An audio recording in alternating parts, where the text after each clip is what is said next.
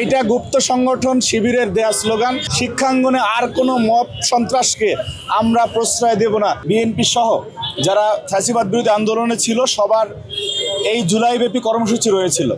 সেই কর্মসূচির মধ্যে নির্বাচন যেহেতু সামনে, যারা জনগণমুখী দল তারা কিন্তু নির্বাচনের প্রস্তুতি নিচ্ছিল। সেই অবস্থায় যারা জনগণের প্রতি যাদের আস্থা নেই, যারা মনে করে যে নির্বাচন হলে তাদের কোনো অস্তিত্ব থাকবে না, তারা নির্বাচনটিকে পরিকল্পিতভাবে বানচাল করার জন্য আজকে অত্যন্ত সুপরিকল্পিতভাবে সারা বাংলাদেশে একটি মব সৃষ্টি করতেছে। এবং এই মবক্রেসি, আমরা তো ডেমোক্রেসিতে বিশ্বাস করি, ডেমোক্রেসির চর্চা করি, ডেমোক্রেসির জন্য 3টি নির্বাচনে আমরা লড়াই করেছি। কিন্তু যারা ডেমোক্রেসিতে বিশ্বাস করে না, তারা মবক্রেসির মাধ্যমে একটি অনির্বাচিত সরকারকে দীর্ঘায়িত করে তাদের স্বার্থ হাসিল করার জন্য আজকে যে মব সৃষ্টি করতেছে, সেই মব সৃষ্টির বিরুদ্ধে মানুষকে সচেতন করা এবং আগামী দিনে শিক্ষাঙ্গনে আর কোনো মব সন্ত্রাসকে আমরা প্রশ্রয় দেব না, সেই দৃঢ় প্রত্যয় নিয়ে আজকের আমাদের কর্মসূচি।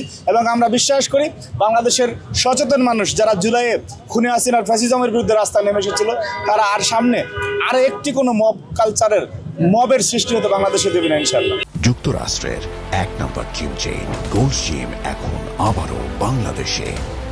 বসুন্ধরা আবাসিক এলাকা ও বসুন্ধরা সিটি শপিং মলে। এইটা গুপ্ত সংগঠন শিবিরের দেয়া স্লোগান। এখানে সাধারণ শিক্ষার্থীদের সাথে এই স্লোগানের কোনো সম্পর্ক নেই। এই স্লোগান বাংলাদেশের কোনো সাধারণ শিক্ষার্থী দিতে পারে বলে আমরা বিশ্বাস করি না। এখানে দেখবেন যে শিবির যে সমস্ত জায়গাগুলিতে রাজনীতি নিষিদ্ধের নামে আপনার গোপন রাজনীতি করে, সেই সব জায়গায় এই ধরনের স্লোগান আমরা দেখতে পাই। এবং আমরা বিশ্বাস করি যারা শিবিরের আর্থিক সহায়তা অথবা কোনো প্ররোচনা এই সমস্ত প্রোগ্রামে গেছে, তারা সেসব জায়গা থেকে ফিরে আসবে।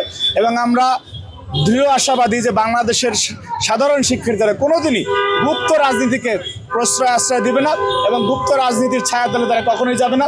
বাংলাদেশে রাজনীতি কখনো গুপ্ত হতে পারে না। সুতরাং চুয়েটে যেটা ঘটেছে সেটা ছাত্র রাজনীতিকে কলঙ্কিত করার একটি সুপরিকল্পিত পরিকল্পনার অংশ হিসাবে এই স্লোগান হয়েছে বলে আমি মনে করছি।